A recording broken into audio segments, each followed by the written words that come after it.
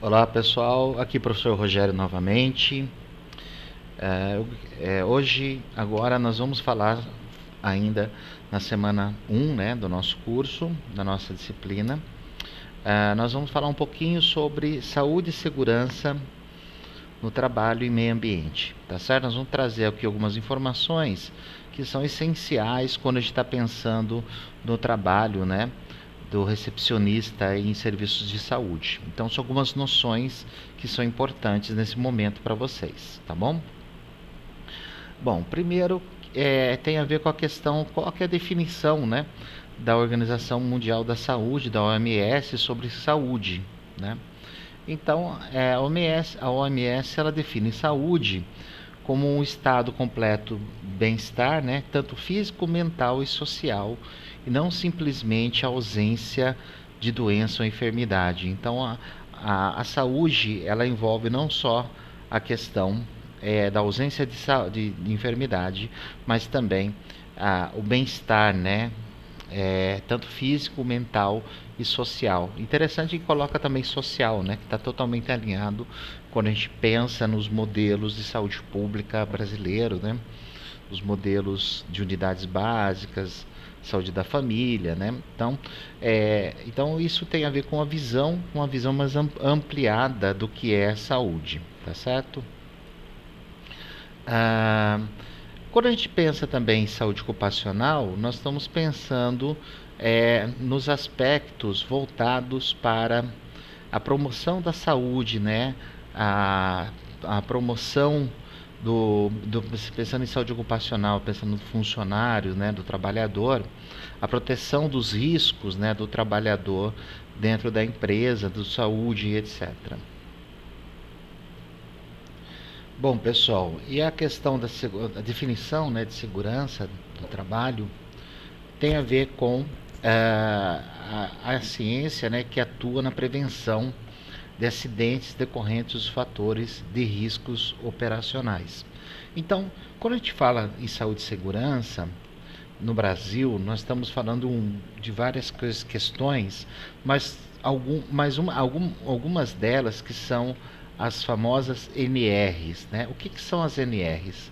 As NRs são as normas regulamentadoras, né, que abrangem diversos aspectos relacionados à saúde e à segurança dos trabalhadores.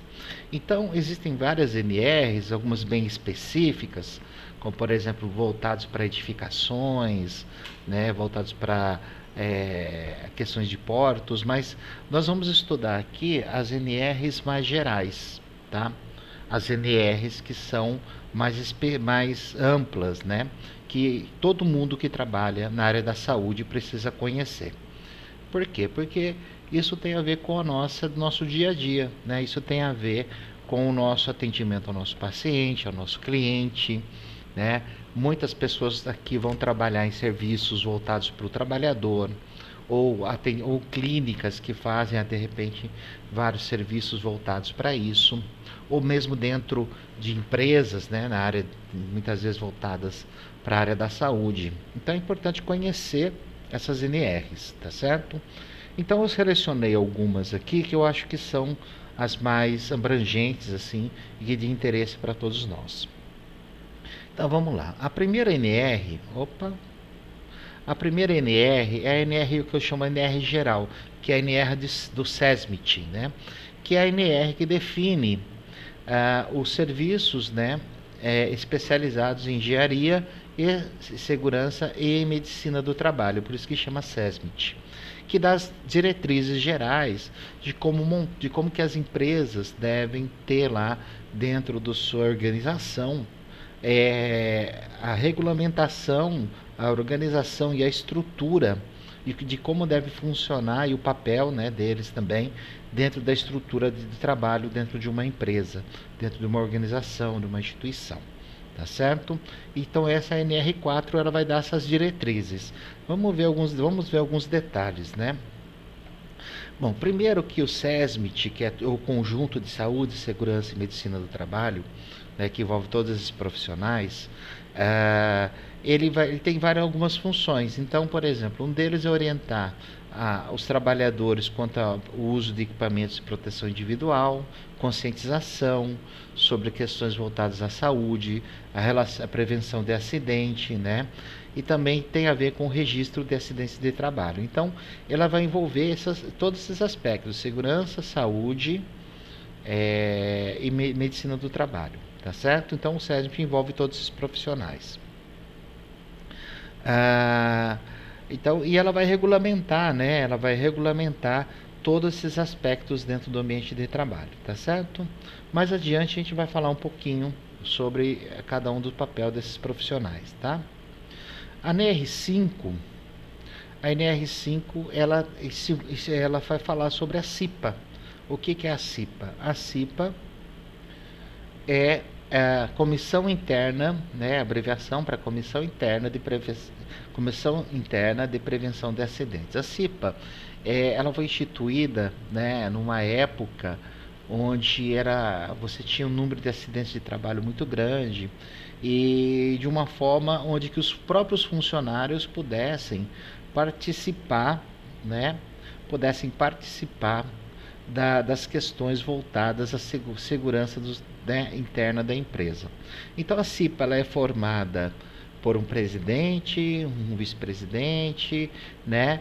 É um conjunto de pessoas que a quantidade vai depender de alguns fatores, como número de funcionários, fator de risco da empresa, né? Vai depender de algumas questões desse tipo. Quantas pessoas vão formar essa comissão? E ela é formada por pessoas que são funcionários, né? Todos funcionários, que são, uma parte é indicada pelo empregador e uma parte é eleita pelos próprios colegas de trabalho, né? Então é uma comissão mista de indicação de funcionários indicados pelo empregador e funcionários eleitos através de um processo de eleição ali dentro do ambiente de trabalho. E o principal papel da CIPA é a promoção, né, de prevenção de acidentes, né, e de doenças de trabalho, doenças que podem ser decorrentes do trabalho.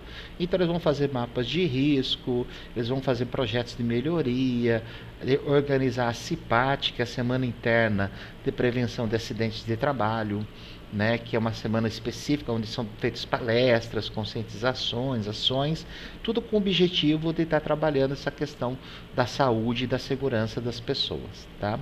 Então a NR5 ela vai dar essas diretrizes para como montar e fazer esse trabalho. A NR6 ela é específica de equipamentos de EPI, né? Equipamentos de proteção individual. São os equipamentos que nós usamos para nos proteger. Então, vamos pegar, por exemplo, um que já virou nosso colega de trabalho, né? Que é a nossa máscara, né? A nossa máscara que nós vamos ter aí, o uso dela. A máscara, né? Também aquela do Face, esqueço o nome, né? Que é aquela do plástico, né? A máscara descartável, a máscara da bucal, né? E existem outros equipamentos na área de saúde que são muito comuns, né? Luvas e outros equipamentos que podem ser considerados equipamentos de proteção individual. Numa empresa, por exemplo, numa indústria, você vai ter outros, né? Você vai ter, por exemplo, aqueles plugs, né? Os protetores auriculares, protetores com concha, e existem vários outros dependendo da atividade profissional. Então a NR6 ela vai dispor sobre como que a empresa deve trabalhar, as obrigações da empresa em relação a isso, né? Que a empresa ela é obrigada a fornecer gratuitamente o IPI para a pessoa, então ela não pode cobrar o IPI da pessoa. Em que condições, existe toda uma regulamentação de validade de IPIs, né, específica. Então a NR6 ela vai trabalhar com essas questões e dar essas diretrizes, né? Como eu falei no início, é interessante vocês depois conhecerem na íntegra. Aqui eu estou só fazendo um resuminho para vocês, mas depois é interessante vocês conhecerem na íntegra essas NRs aí, caso vocês queiram se aprofundar. A NR7 ela é o PCMSO, né? PCMSO, né? O que é o PCMSO? PCMSO é um documento, né, que é o Programa de Controle Médico de Saúde Ocupacional, onde ele é elaborado por um médico do trabalho, onde o médico do trabalho vai descrever várias questões, né, relacionadas à saúde do trabalhador, né, algumas questões relacionadas aos riscos, aos controles de saúde que os trabalhadores precisam executar, né, exames que eles precisam fazer, tanto na admissão quanto os exames periódicos. Então a gente vai ver um pouquinho, esse eu detalhei um pouco mais, que eu acho que é interessante a gente estar conhecendo isso daí um pouco mais a fundo. Então o PCMSO, desculpe pessoal, o PCMSO é a parte integrante de um conjunto mais amplo dessas iniciativas, né? E ela age em conjunto, ela age em conjunto com as normas regulamentadoras no geral, tá certo? O caráter dele é um caráter preventivo, né? Rastreamento e diagnóstico, né? De situações precoces, né? De diagnóstico precoce de situações que podem agir sobre a saúde dos trabalhadores, tá? De uma maneira tentando minimizar ou neutralizar essas questões, né? E ela tem esse caráter tem um caráter bastante preventivo, tá? E envolve várias pessoas, né, que estão relacionadas a isso, a própria empresa, a organização, os líderes, né, e os próprios empregados, dizendo qual o papel de cada um. Se a gente vai ter geralmente o médico, o coordenador do PCMSO, que é aquele que assina, que valida o PCMSO. Você tem muitas vezes o médico examinador, que é aquele que faz os exames da empresa, que não necessariamente é o mesmo médico do PCMSO. Você vai ter médicos especialistas também, que podem dar pareceres ou participam disso de alguma forma. Então, são itens obrigatórios do PCMSO. Quais são os exames ocupacionais, que a gente vai ver alguns exemplos. Exames ocupacionais são os exames que a pessoa precisa fazer para verificar se ele está com a condição de saúde adequada para ocupar aquela determinada função. Programas de primeiros socorros, ações de saúde, de conscientização em saúde e informações, né, que são os relatórios anuais. Os exames admissionais, nós vamos ter alguns tipos. Você vai ter o admissional, é aquele, né, que a pessoa faz quando entra, para ver se a pessoa tem condições de saúde para assumir a posição, tá, que ele tem ali. Nós vamos ter também o exame periódico, né, que ele pode ser a cada 6 meses, um ano, ou até cada 2 anos, dependendo da faixa etária da pessoa e o tipo de exposição, né?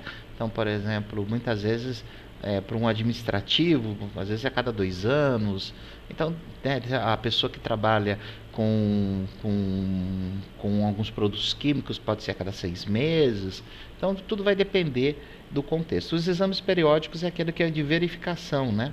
Se os exames estão tudo bem, se existe alguma alteração na saúde do trabalhador. Nós vamos ter também os exames de retorno do trabalho, né?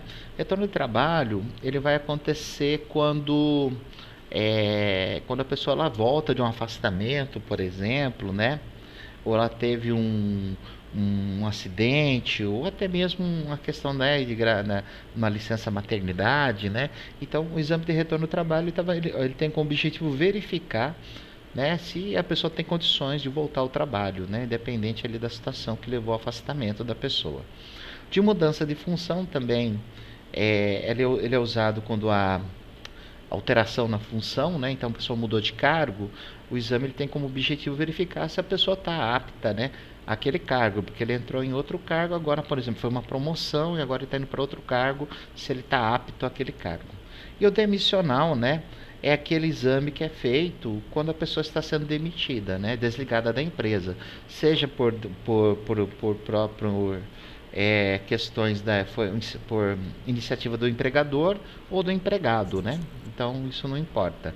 O exame demissional tem que ser feito para verificar se essa pessoa tem condições de saúde, né, dentro do previsto, né, dentro do aspecto legal, né, inclusive para evitar questões legais, trabalhistas, tanto para a empresa e algum problema para o próprio funcionário, para o próprio trabalhador, tá certo? Então, esses exames, eles podem ser exames, os exames ele pode envolver tanto exames complementares, né? Exames a consulta médica propriamente dita, exames complementares, sei lá, por exemplo, eu preciso fazer um exame de força, né? Fazer um teste de força, um teste de espirometria, que é um teste que você faz para ver a capacidade pulmonar, né? Ou pode envolver adiometrias, até exames laboratoriais, né? Exames de sangue e etc. Dependendo da função, dependendo da situação. Então, esse controle todo está dentro lá do PCMSO, né? O PCMSO, o médico que elaborou o PCMSO está dizendo, olha, para essa função precisam fazer esses exames nesse período, nesse prazo, com essa regularidade, tá certo? Então, isso tudo está descrito lá. E quando a gente vai trabalhar dentro da área da saúde, por exemplo, no serviço do trabalhador, né, voltado para a saúde do trabalhador, por exemplo, é um dos papéis de quem trabalha ali, é acompanhar esses processos para que isso ocorra da melhor forma possível. E tudo isso vai ser viabilizado do famoso ASO, né? O ASO, o Atestado de Saúde Ocupacional, que é o documento que é gerado, né, em função desses exames, que vai dizer se a pessoa está apta ou não apta, né? Ou apta até com restrições, né? Existem casos assim. Então, a pessoa está apta significa que a saúde dela está dentro do que é dos parâmetros estabelecidos, né? Que foram colocados como parâmetros normais, né? Para aquela função. Dentro dos parâmetros dos exames, etc. Então ela vai estar apta. Ou não apta é que não tem condições, né? Então, por exemplo, a pessoa está sendo admitida ou está sendo transferida para um outro cargo e ela teve lá uma situação que deixou ela inapta, né, para aquela função, né? Então ela não pode fazer. E às vezes ela está apto com restrições. Isso acontece, por exemplo, a pessoa faz uma audiometria e ela está com alguma infecção, né, auricular, né? E aí, nessa infecção, a pessoa ela está inapta temporariamente, né? Se ela fizer um tratamento, a audição dela volta ao normal e ela pode fazer um novo exame, né? Então, às vezes tem que colocar lá esse tipo de observação, tá certo? Isso se dá através desse documento que é o ASO. E também faz parte ali do PCMSO, né, o prontuário médico, né, onde são registradas todas as situações que envolvem o trabalhador e sua vida ali profissional, né, e muitas vezes a vida pregressa, né, então muitas vezes a pessoa leva exames, né, isso tudo fica arquivado dentro do prontuário médico do saúde do trabalhador, né, como um histórico médico, né? Isso tem que ser mantido dentro da empresa por um período mínimo de 20 anos aí, por questões trabalhistas, legais, de aposentadoria também, e vai acabar envolvendo isso daí, né? E o relatório anual, né? Relatório anual tem a ver com os indicadores, tem a ver com os números, tem a ver com as questões voltadas, né? Que isso é informado ao Ministério da Saúde, né? Afastamentos, acidentes e assim por diante. Bom, aí nós vamos ter também o PPRA, que é a NR9. A NR9, ela tem a ver com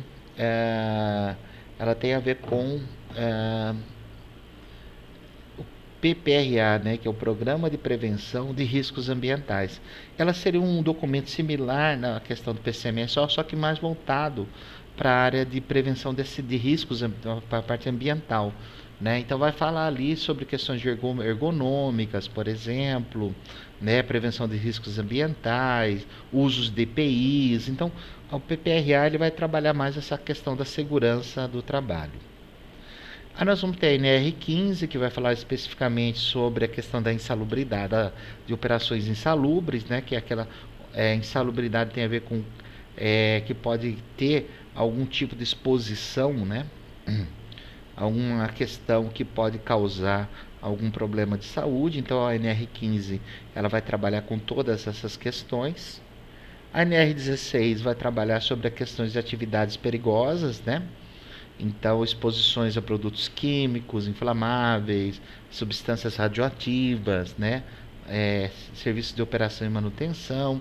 Então, a NR16 ela vai trazer várias questões importantes, que é muito comum também, muitas empresas vão ter isso, muitas instituições vão ter questões ligadas à NR16.